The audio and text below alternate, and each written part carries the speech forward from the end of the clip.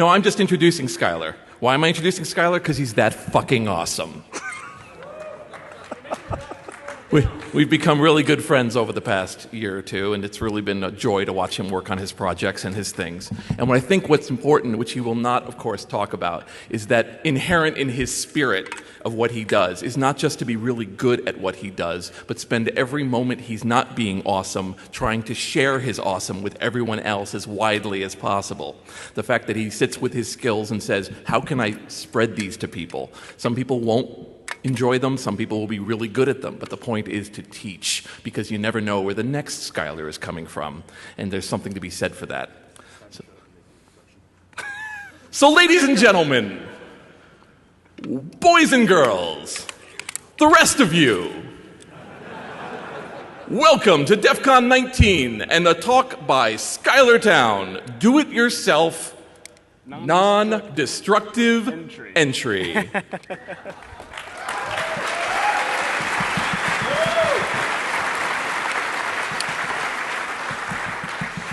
So get yourself ready for the man we call 6-Second Schuyler, the man who will unlock your house just before he unlocks your heart and changes your life forever, Schuyler Towne.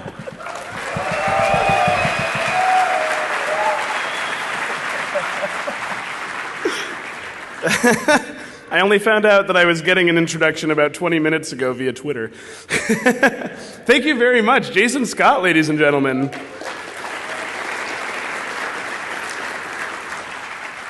He'll be filling the Penn and Teller Theater later today. Okay, hey everybody, how are you? Good, excellent. All right, so this is Do-It-Yourself Non-Destructive Entry. I am Schuyler Towne, of course. I'm a competitive lockpicker, a physical security researcher, and I'm really easy to track down, either SchuylerTowne.com or @Shoebox on Twitter, or SchuylerTowne on the internet. There aren't many of us. Okay, what we're going to cover today. One of the things in here we are not going to cover, it'll be a mystery, it'll be a surprise, what you don't see. We're going to talk about how to open cars with popsicle sticks. We're going to talk about how to open safes with palm sanders. We're going to talk about how to open handcuffs with beer cans. We're going to talk about how to open electronic safes with 9-volt batteries. We're going to talk about how to open tubular locks with pens. I know, you all know how to open tubular locks with pens, but I'm going to tell you a lot more about why that works and my hunt to find the man that caused the problem.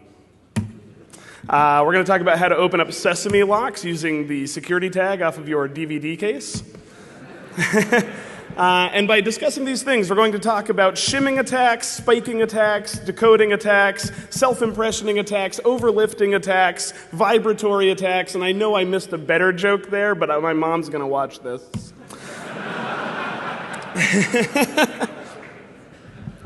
Okay, so first let's talk about the cars. Okay, cars typically use wafer locks. To your right are the wafers. Wafers are obviously different than pin tumbler locks. They don't split. It isn't two pins stacked on top of one another. In this case, those wafers at their, when they're matched to the proper key, will fit in the middle of the housing of the lock, which is on the left there. There'll be an animation to demonstrate this in a second, which I just realized I didn't queue up, so it's going to be amateur hour in a second here, but that'll be just fine.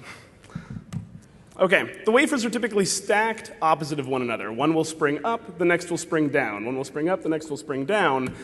So they're occupying either this top chamber or this bottom chamber, and the key brings them into the middle. Yeah, well, hold on a second.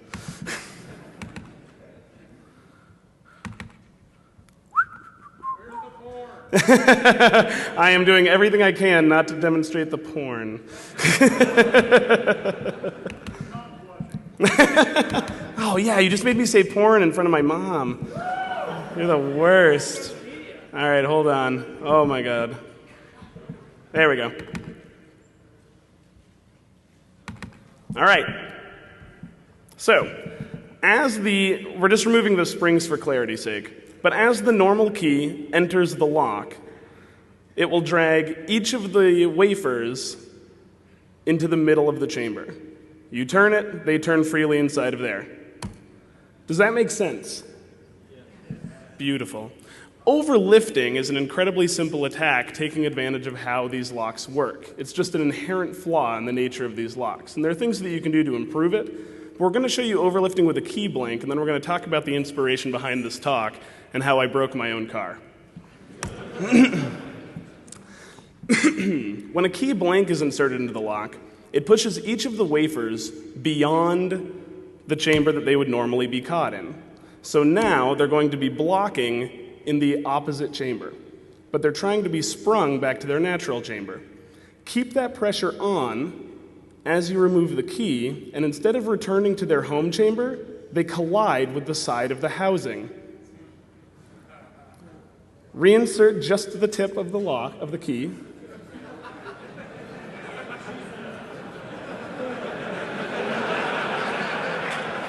And the lock will open. So that's a simple overlifting attack. Now, importantly, and as to why this talk happened whatsoever, I don't get to use this photo enough, so it'll actually be in the talk twice. I got to thinking, what else could I use instead of just a blank key? And then I thought, popsicle sticks. What if popsicle sticks could replace the keys to my car? Of course, what happened when I initially tried this on my car, the first attempt, so it was winter, and when you're done eating a popsicle stick, the stick is typically still pretty moist. So, you know, whether successful or not, and admittedly I was not. I did not open it on my first try. And I got into the car, it was fine, and I drove away and everything, but night comes, and all of the fluid that I just jammed into the lock, of course, helps the lock freeze overnight. And then because it's not like I know anything about locks, just get really mad the next morning and just keep shoving my key in until I've bent the wafers out of place and my driver's side door never worked again. But if at first you don't succeed,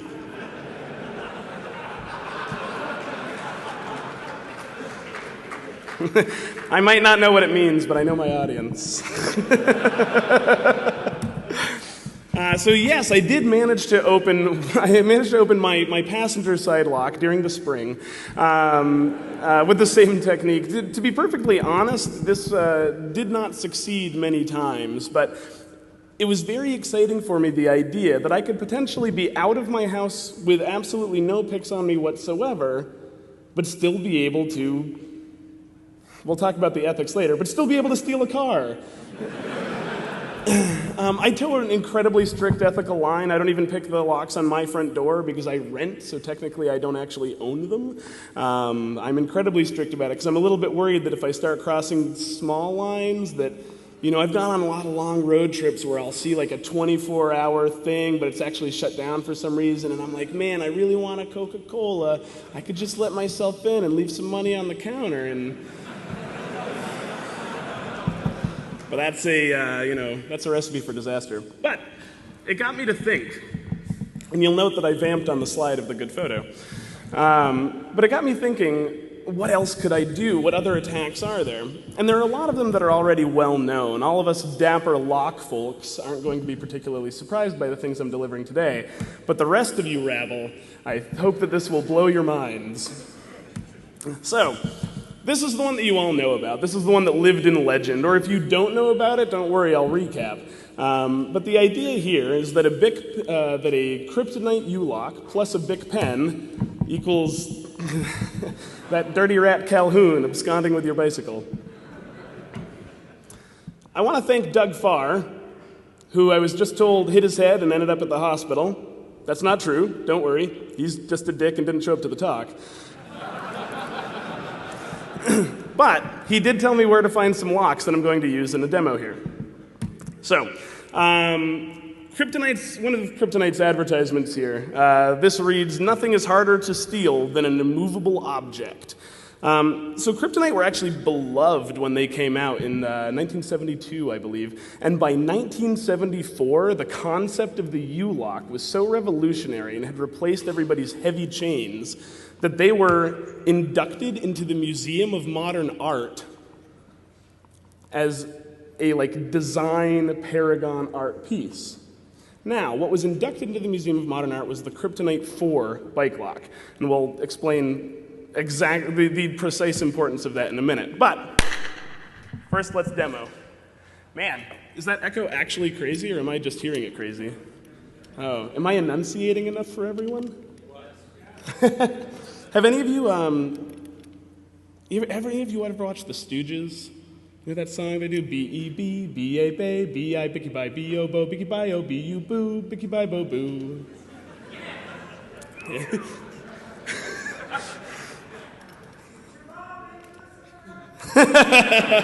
My mom used to sing that to me. Okay, so, Kryptonite bike lock, Big Pen. This is actually, oh man, I had one from the Shmoo group. Oh yeah.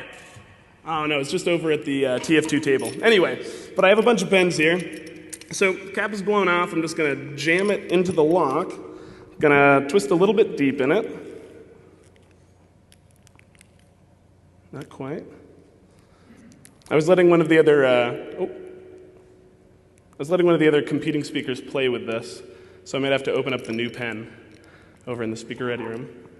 Oh, almost there. Okay, it has already, I know you can't see this, turned one position. We need to turn at least two before the shackle will actually release for us.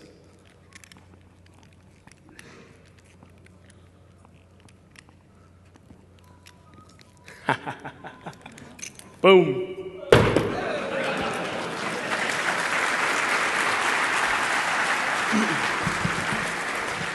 You know, the great thing is that despite knowing about this attack academically for years now, earlier today was the first time that I ever actually successfully attempted it.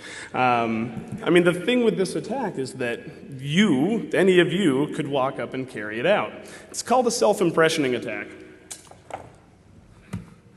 But why? Why does it work? All right, so the Kryptonite bike locks used tubular locks. And at the time of this attack, they were using a not very good tubular lock.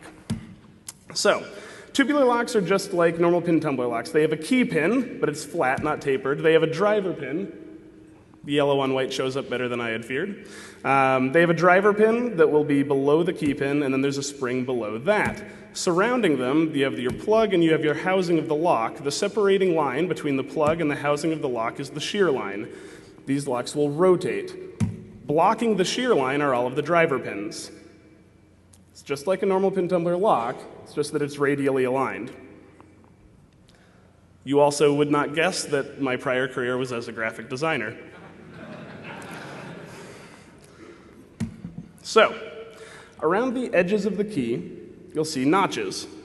Those notches correspond to the heights of the key pins. Each key pin will be a unique height that corresponds to the depth cut into the side of the key. Again, just a normal pin tumbler lock in a different configuration. So, with the proper key inserted, all of the key pins will be depressed so that the bottom of the key pin and the top of the driver pin are sitting at the shear line and the lock can rotate freely. Does that make sense? Fabulous. So, importantly, because each of the drivers are exactly the same height, every stack will have a unique height. When you insert something soft into that situation, the springs all being made out of the same metal and pushing back at the same rate, the driver pins all being the same height, and the key pins all being unique heights, means that the lock itself impressions a key into the soft surface that you are attacking it with. So the key pins are literally pushed into your piece of plastic, making a key that will operate that lock. Self-impressioning is a pretty badass attack. So, here's the really important part, and this I only found out recently. This is the little value add from the historian side of the work that I do. Kryptonite 4 bike locks that were inducted into the Museum of Modern Art and so on and so forth used ACE2 tubular locks. ACE2 tubular locks use different types of metal in their springs so that the springs will not push back at the same rate so that you cannot carry out a self-impressioning attack. Even if all of the drivers are the same height, and even if each stack has a unique height, if the springs push back at different rates, you won't get a key reproduced. They're still pickable. There are still tools to pick them. They're not perfect by any means, but at least the self-impressioning attack is pretty much dead in the water, except on certain particular biddings.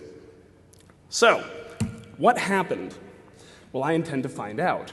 Sometime in the late 80s, when they were going through a major design change in their locks, somebody made the decision to drop the higher-end Ace-2 lock and go with a cheap Chinese tubular lock that was designed to fail in this way. What you also need to note is that because the Ace-2 lock existed whatsoever, this was a known problem that had a known solution. So they were reintroducing this flaw. It wasn't a major discovery. I mean, Mark Tobias was talking about how Kensington locks were reproducing this flaw, and so on and so forth, only months before the kryptonite thing blew up. So the Smithsonian happens to have 17 crates of corporate records of the Kryptonite Bike Lock Company from 1972 until 2001, when they were acquired by Ingersoll Rand. I'm going to be going down there in October. I'm going to spend as long as it takes at the Smithsonian, digitizing as much as I can, reading as much as I can. My goal is to find the name of the person that made that decision.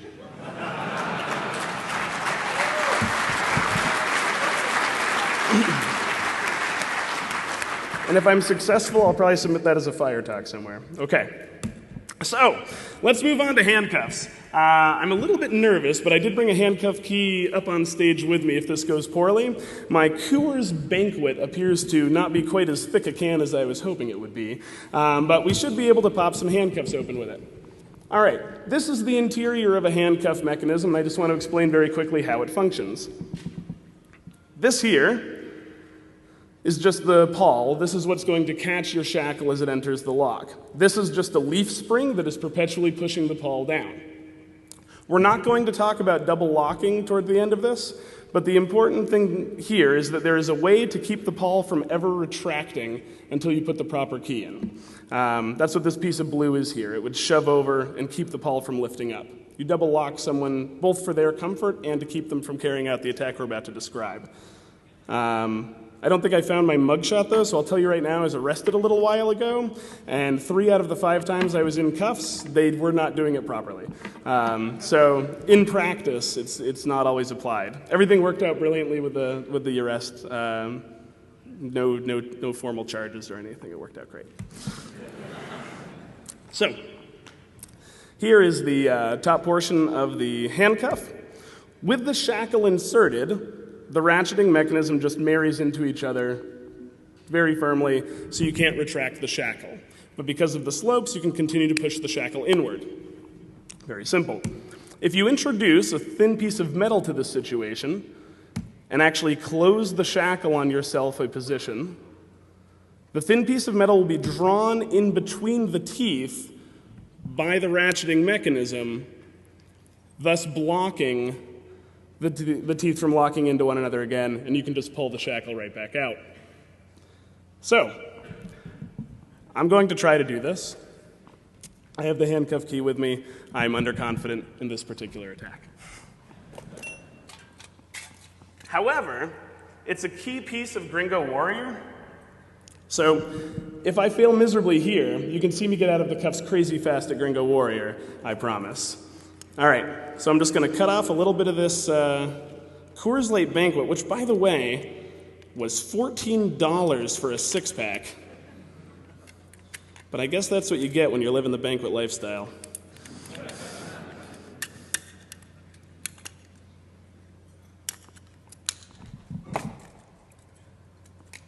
Okay. So, as I said before, I keep a really strict ethical line, but I definitely live a very rich fantasy life.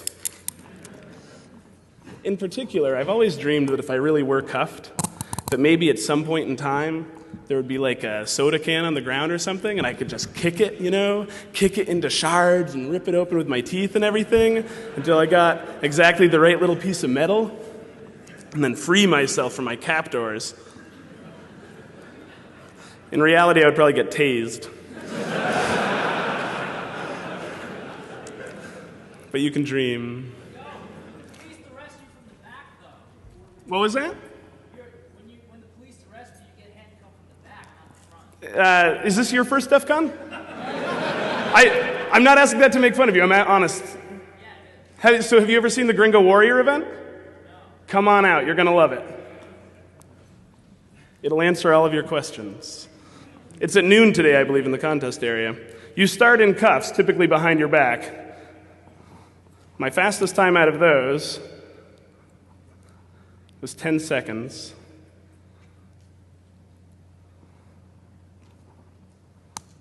All right, that went poorly.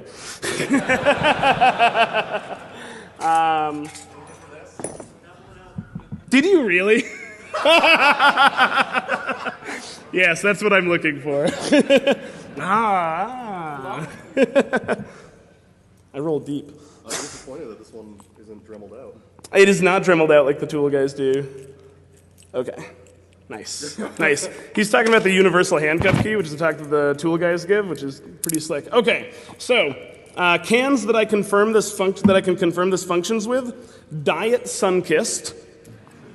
Worked awesome. But no, apparently not the Coors Banquet. So if the metal is a little bit too thin and the leaf spring and the ratchet strong enough, it will actually crimp it when it inserts in, just getting your shim stuck in the lock and only making things worse for you.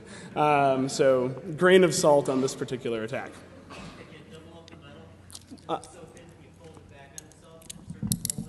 Do you want to play with that?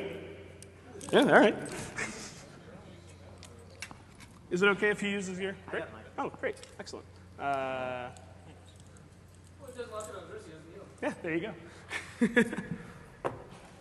Okay. So we're now going to talk about sesame lock decoding. We're going to explain how sesame locks work, and then I'm going to grab another animation and go through those. Okay. A little water first. And we should have time for a little bonus material and some Q&A at the end of this as well, so that if you're curious about other DIY attacks, we can get into them. Okay, so in your sesame lock, this is like a briefcase lock. We showed a picture of it at the start. It'll have a series of small wheels all facing outward toward you with numbers on those wheels.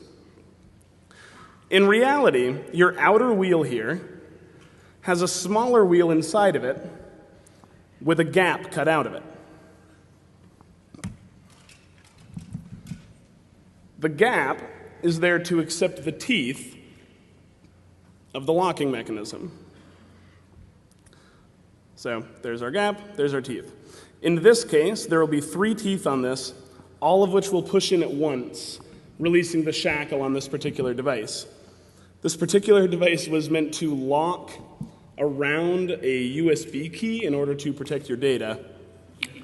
The first time that I ever played with it, it fell apart in my hands. So, with the teeth pushed inward. So we're going to use a small piece of metal that you can retrieve out of a DVD security tag. That small white piece of plastic or small black piece of plastic inside of the DVD case or CD or video game, or I even found some in some curtains once. They're used all over the place. Inside are 2 fantastic small pieces of metal. They're incredibly thin and make amazing shims. Now you can use shims for a number of things. In fact, the slide that I showed when I was rapid fire going through the shimming was shimming the back of a lock.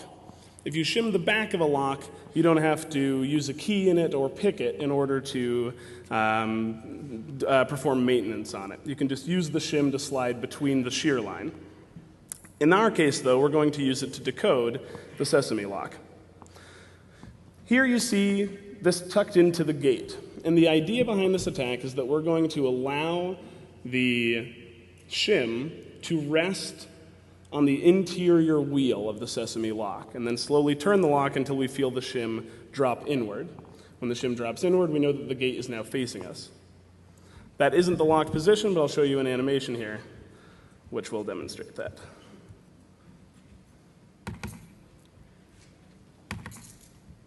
Okay, we'll just scramble the wheels to start and introduce our shim. So the shim rides along the interior wheel, tucking right along the side of the main wheel. The timing isn't the best on this.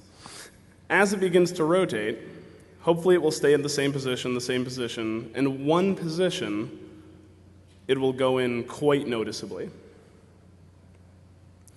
So leave that there. 5 actually is not the first number in our combination. What we need to do right now is just get all of the gates lined up.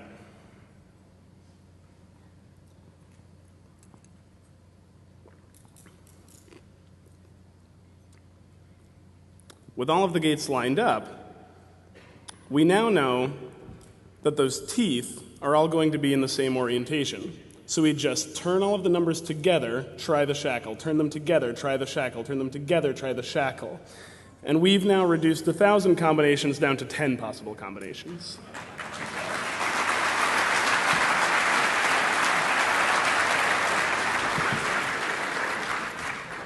Thank you all. Okay. Now, the palm sander. So, the palm sander is going to affect some safes. So to quickly explain how safes work, this is one of the wheels in a 3-wheel pack safe. There'll be a spindle along here, but the important thing is the exterior. So if this is completely filled, and there's just one gate out on the side, not dissimilar from the sesame lock. Open? Awesome.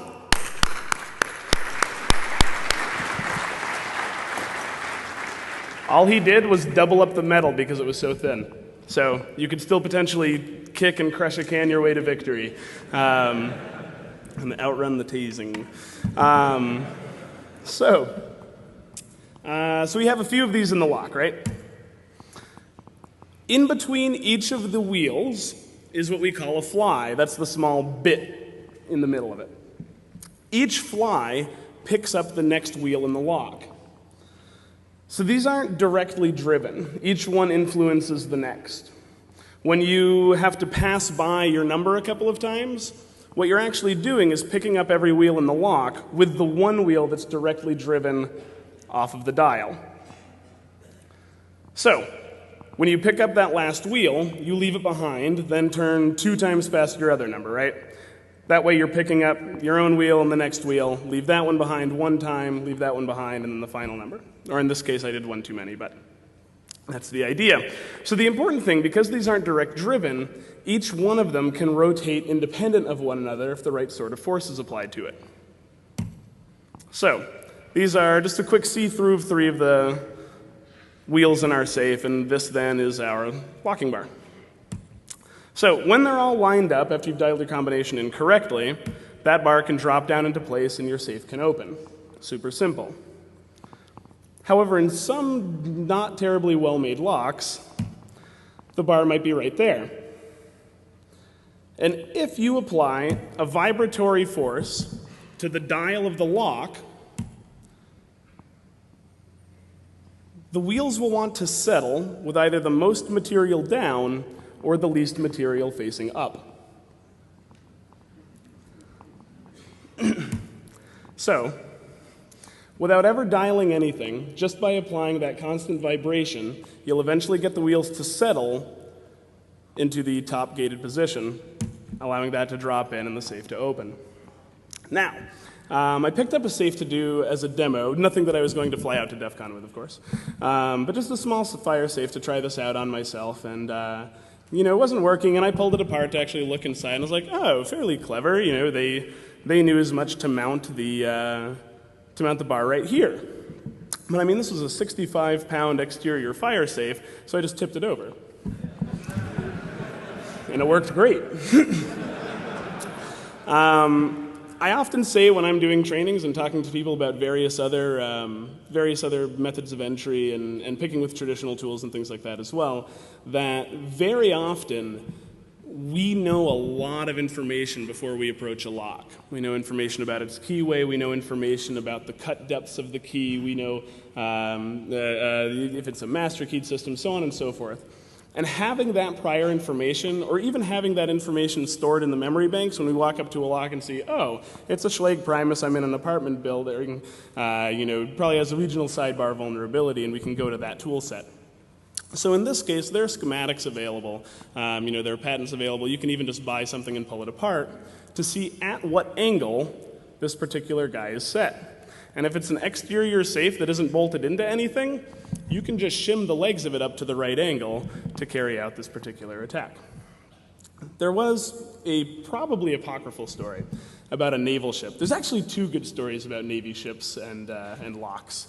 But they were having these safes opening all over the decks, and they couldn't figure out why it was happening, and there were stories of a ghost and things like that. But in reality, the forces being exerted on the safes from the ship, the engines, the turbulence of the water, et cetera, were just enough to occasionally make the wheels settle out just enough that the bar could drop in. Once in a while, they shook the dial enough that the whole thing opened. I don't know how true that is, but it's certainly a good story. How are we on time? Awesome. All right, we have plenty of time for me to tell the other story, which has nothing to do with the talk, but is also pretty funny. So, a fantastic, a beautiful Russian lady, for whatever reason, has been invited onto a military ship in order to sort of take a formal cruise of a particular area. And she says to a young naval officer, "Oh, it's so beautiful out here, it's so lovely, but I'm a little worried about my jewels. They belong to my grandmother. Could I give them to you? And could you put them somewhere safe for me?" So he, of course, goes and puts them in their safe. She, later, approaches the safe with a sheet of paper, comes back later and opens the safe and takes everything out of it. Because the sheet of paper was radiographic film and her necklace was radioactive. Again, it's apocryphal, but certainly a good story. All right, there are a couple of other things that I want to show you. One is items that you can make your own picks out of, and then another fantastically clever little hack that Doug Farr reminded me of before I came out here, which I don't have slides for, but I'm still going to demo for you on stage and try to explain how it works. Cool, so we're going to do those, and then we should have plenty of time for questions. Banged through a lot of material, a little faster than I expected. All right, I'll put this up in the meanwhile so you can track me down. So this is a windshield wiper blade. Many of you probably have these. And if you don't want to give up your own, you probably know where to find some. So, inside the windshield wiper blade are two fantastic little pieces of spring steel. The spring steel in these is perfect for making your own picks out of. Other sources for good pick-making material from found objects. Street sweeper bristles. This is a relatively common one in the community, and some people outside of it may have heard of it as well. But if you literally just get on your bike and bicycle along behind a street sweeper while it's doing its work, occasionally its spring steel bristles will snap off and lay in the gutter for you. Pick those up, clean them up, make your own tools out of them. Making your own picks is actually relatively easy. If you have hand files and a little bit of patience, you can bang them out pretty quickly. If you don't have much patience but have a $10 grinding wheel, you can bang them out very quickly. Definitely finish your picks, and the one thing that I want to explain about this before you all go and put some spring steel through the palm of your hands is how to disassemble this safely. Very simple. Just worry the rubber portion out from the middle and then pull down. It'll pull out cleanly, and you'll be left with two beautiful pieces of spring steel that you can use for tension wrenches, lock picks, so on and so forth. If you try to pry the spring steel out without first removing the rubber, it will turn into a bow and fire one of them into you. So please be careful about that. Okay, finally, this is a Master Lock 175. This is a sesame lock. It's a padlock. I am going to just open it very quickly and then explain to you how I opened it very quickly. Hopefully I opened it very quickly in reality. Yeah, there, just like that. So,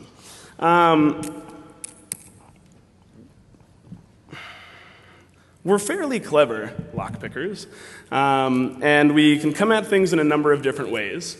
One of the most important things to think about when you are first approaching a lock or first approaching designing a lock is that there are all sorts of attacks that we know about and have known about that might get accidentally reinvigorated in your really super secure design. but we'll just bypass the primary mechanism altogether and open your lock without ever consulting your nice, sesame lock or whatever the else case may be. In this case, with a thin piece of metal, in this case I'm using a pick, which I know isn't a found object, but we could use the windshield wiper blade or a street sweeper bristle. I've had to perform this attack with a street sweeper bristle before. Push the shackle down, hold it down, go in above the numbers, not very deep, turn. Yeah. Not very deep, turn, open. There is a plate inside of the lock that wants to interact with the wheels of the lock, just like we were talking about with sesame locks before. However, because of the design of this particular one, you can interact with that plate directly just by poking at it. You push the shackle in order to release that plate so that it can move freely. Push the shackle in so that it's no longer under spring pressure. One more time, in, not very deep, push, open. That's all there is to it. So, sorry about the huge echo. So, picking with materials that you find yourself is incredibly satisfying. Again, the idea for this talk came on a lark when I broke my car one day, trying to screw around with things. In general, don't forget that you can break things. So please don't pick locks that you rely on. Please don't pick locks that anybody else relies on. But if you personally rely on it and nobody else does, and you're willing to screw yourself over, like I am, go ahead. Does anybody have any questions? We have some time right now. Yes? Yes, oh, you found the thing that we skipped. Okay. The idea behind spiking is an electronics problem, and I had invited a friend up to talk about that, as that's more his domain than my domain. The basic idea, though, is that in most electronic safes, there will be a solenoid that actually needs to move out of the way in order for the locking bars to be retracted. That solenoid is controlled by the electronic keypad, so when it gets the right authentication via whatever its authentication mechanism is, the solenoid will retract, allowing the locking bars to also retract. However, if you completely bypass the authentication mechanism, say with a 9-volt battery, drill into the right part of the lock. Again, this goes back to when I said that we know a lot about locks when we first approach them. So we can understand the schematics, we can download them from the internet, we can literally just have a page that tells us drill here. Put 2 small holes in where you can put the leads off of your 9-volt battery, completely bypass the authentication mechanism, and fire the solenoid directly. That's spiking. Does that make sense?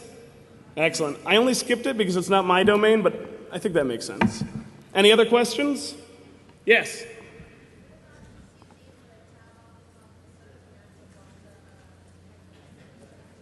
The tab off of the top of a soda can to do the handcuffs?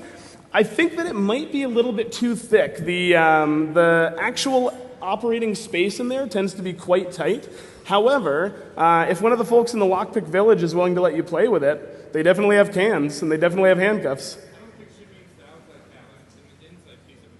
Oh, that's not a bad idea at all. Yeah, try that out. Let me know how it works. Yeah, excellent. Yes? Oh, yeah, man, that was rude of me. She was wondering if the interior tab, the part that breaks away when you want to drink your soda, if that might be a little bit thicker but still available to you to shim the handcuff. It'll definitely be a little bit too wide, but if you trim it down, it might be thick enough and work well. So she'll play around with that. Anybody else? Yes? How long was it taking you to palm sander? It's completely depended. I only managed to do it on 2. The one that I had to knock over went like that once I knocked it over because the gates were about that big and the actual locking bar was about that big. It was... What was I'm very sorry. That's the second time I've done that.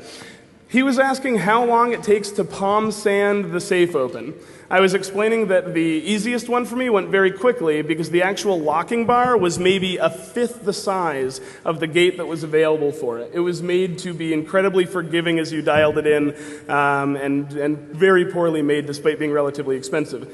The other one that I worked on were slightly tighter tolerances, but it was still probably 2 to 1 and did go after a while. I did not work on any high security safes when operating on that. So I don't want to say that none of these attacks are universal. These attacks are taking advantage of shortcuts and poor engineering. That's what we're taking advantage of with the DIY. Yes?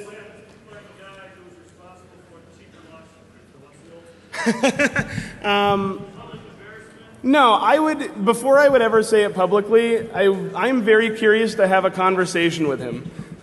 Most of my primary work concerns the history of lock engineering and how changes in physical security have affected culture. When the kryptonite bike lock happened, it was such a public disclosure. Many, many, many people were affected by it. Kryptonite had to respond in an incredible way. And even ACE2 locks, which were not vulnerable to that attack, were forever besmirched because they looked just like the lock on the kryptonite. And to this day, when somebody sees a tubular lock, they'll say, oh man, you can open that with a big pen, even if it's not the case. So I want to know why it happened, and I want to know if he was aware of the decision that he was making. And if we get to a point where I can't manage to have that conversation, yeah, I'll probably say his name. Thank you. We have 10 minutes. Yes. Yes. Thank you very much. He said that I should tell loved ones if I'm going to go talk to this kryptonite guy in private, where I'm going to be. Anybody else? Thank you all. Oh, I'm so sorry. Wait. For using the bulb sander, Yes. what is the chance of damage to the internal components of the lock? Damage to the internal components of the lock is really low unless anything that you're doing outside of the norm has the chance to wear things out faster. You're definitely going to leave marks on the exterior of the lock as well, though you could probably mitigate that, I suppose, by putting something non-abrasive in there. The first one that I did, I was an idiot and I kept the sandpaper on. Because I just grabbed it at a friend's place. But yes, no, that's a good point. He says they have rubber bases, they shouldn't be marking. But as far as rest of the internal components, really it's just about wear. You'll be putting it through a lot of its paces, but they're very simple machines. So the risk shouldn't be high. Again, though, remember locks can break, so please don't pick a lock you rely on. Thank you all so much.